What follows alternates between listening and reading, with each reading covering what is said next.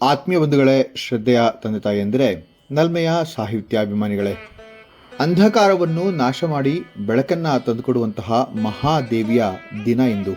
ಈ ಒಂದು ಮಹಾದೇವಿಯ ಹೆಸರು ಕಾಲರಾತ್ರಿ. ನವರಾತ್ರಿಯ 7ನೇ ದಿನದಲ್ಲಿ ಆರಾಧಿಸಲ್ಪಡುವಂತಹ ದೇವಿಯ ಹೆಸರು ಕಾಲರಾತ್ರಿ. ಇವಳು ನವರಾತ್ರಿಯಲ್ಲಿನ ಅತ್ಯಂತ ಭಯಾನಕ ಮತ್ತು ಉಗ್ರ ರೂಪಗಳಲ್ಲಿ ಒಂದು. ಆದರೆ ಈ ಉಗ್ರತೆ ಭಕ್ತನಿಗೆ ಅಪಾಯಕಾರಿ ಅಲ್ಲ, ಬದಲಿಗೆ ಆತನಿಗೆ ಅದು ರಕ್ಷಣೆಯ ದಿವ್ಯ ಶಕ್ತಿ ಅಂತಲೇ ಹೇಳ್ಬೋದು. ಈ ದೇವಿಯ ಸ್ವರೂಪ ಹೀಗಿದೆ. ಅನೇಕ ಪುರಾಣಗಳಲ್ಲಿ ಕಾಲರಾತ್ರಿ ದೇವಿಯ ವರ್ಣನೆಯನ್ನು ಬಹಳ ಸುಂದರವಾಗಿ ಮಾಡಿದ್ದಾರೆ.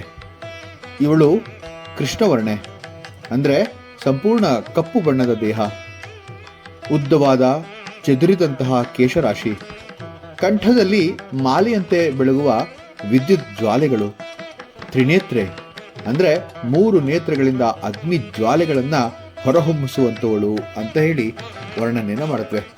ಇವಳಿಗೆ 4 ಭುಜಗಳು, ಖಡ್ಗ, ವಜ್ರ ಮತ್ತೆರಡು ಕೈಗಳಲ್ಲಿ ಅಭಯವರದ ಮುದ್ರೆಯಲ್ಲಿ ಇವಳನ್ನು ನಾವು ನೋಡಬಹುದು. ಇವಳ ವಾಹನ ಕತ್ತೆ. ಪುರಾಣದಲ್ಲಿ ಬಹಳ ಸುಂದರವಾದಂಥ ಉಲ್ಲೇಖಗಳು ಈ ಒಂದು ಮಹಾತಾಯಿಯ ಬಗ್ಗೆ ಇದೆ. ಪುರಾಣ ಪ್ರಸಂಗಗಳಲ್ಲಿ ಶುಂಭ ಮತ್ತು ನಿಶುಂಭರ ವಧೆಯ ಪ್ರಸಂಗದಲ್ಲಿ ಈ ಒಂದು ದೈತ್ಯೆಯ ಕಲ್ಪನೆ ಅಥವಾ ವರ್ಣನೆ ಬಹಳ ಸುಂದರವಾಗಿ ಮೂಡಿಬಂದಿದೆ.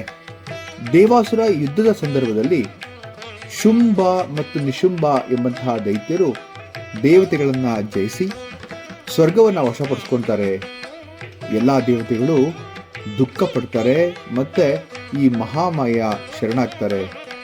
ಆಗ ದೇವಿ ತನ್ನ ಉಗ್ರ ರೂಪವನ್ನು ತಾಳಿ ಕಾಳರಾತ್ರಿ ಅಥವಾ ಕಾಲರಾತ್ರಿಯಾಗಿ ಪ್ರತ್ಯಕ್ಷಳಾಗ್ತಾಳೆ.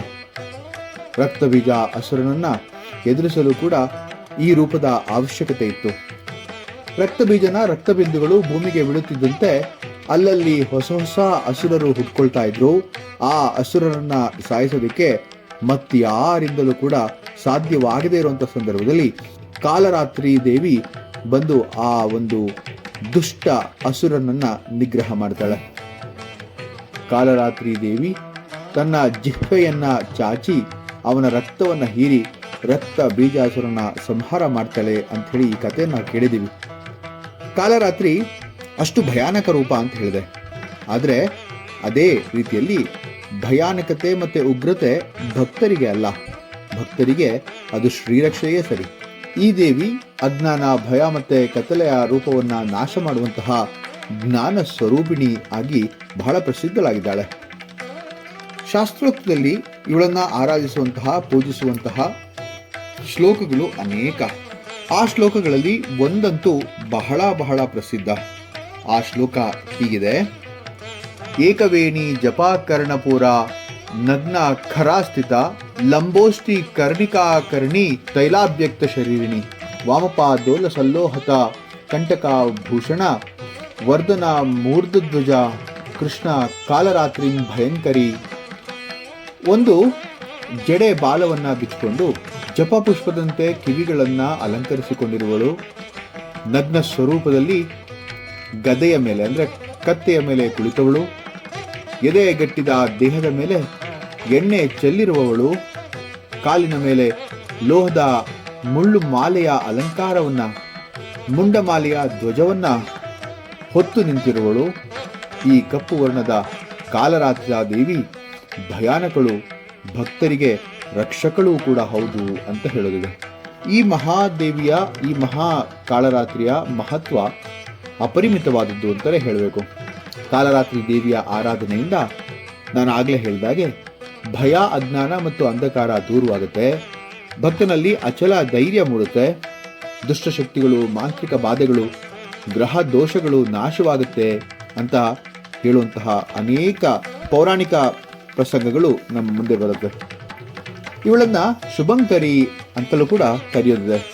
ಯಾಕೆ ಅಂತಂದರೆ ಭಯಾನಕರಾದರೂ ಕೂಡ ಸ್ವರೂಪದಲ್ಲಿ, ಫಲದಲ್ಲಿ ಮಾತ್ರ ಶುಭವನ್ನ ದಯಪಾಲಿಸುವಂತಹ ಮಹಾ ಕರುಣಿ, ಮಹಾನ್ ತಾಯಿ. ಈಕೆಯನ್ನ ಪ್ರಾರ್ಥನೆ ಮಾಡುವಂತಹ ಶ್ಲೋಕ: ಯಾ ದೇವಿ ಸರ್ವಭೂತೇಷು ಶಕ್ತಿರೂಪೇಣ ಸಂಸ್ಥಿತ ನಮಸ್ತಸ್ಯೈ ನಮಸ್ತಸ್ಯೈ ನಮಸ್ತಸ್ಯೈ ನಮೋ ನಮಃ. ಯಾವ ದೇವಿ ಸಕಲ ಭೂತಗಳಲ್ಲಿ ಶಕ್ತಿಯ ರೂಪದಲ್ಲಿ ನೆಲೆಸಿದ್ದಾಳೋ ಆಕೆಗೆ ನಮಸ್ಕಾರ ನಮಸ್ಕಾರ ಮತ್ತೆ ಪುನಃ ನಮಸ್ಕಾರ ಅಂಥೇಳಿ.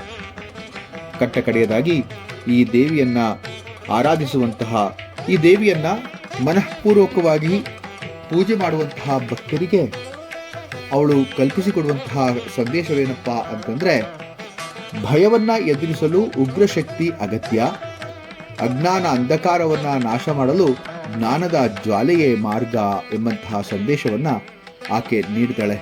ಇದು ನವರಾತ್ರಿಯ ನವದುರ್ಗೆಯರ 7ನೆಯ ಒಂದು ಅವತಾರ ಅಥವಾ ರೂಪ, ಮತ್ತೆ 8ನೆಯ ಅಂದರೆ ಅಷ್ಟರೂಪದೊಂದಿಗೆ ಆ ಅಷ್ಟಮ ರೂಪ ಹೇಗಿದೆ ಅನ್ನುವಂಥ ಒಂದು ವಿಚಾರವನ್ನು ಹೊತ್ತು ನಿಮ್ಮ ಮುಂದೆ ನಾಳೆ ಮತ್ತೆ ಹಾಜರಾಗ್ತೇನೆ. ಅಲ್ಲಿವರೆಗೆ ನಮಸ್ಕಾರ.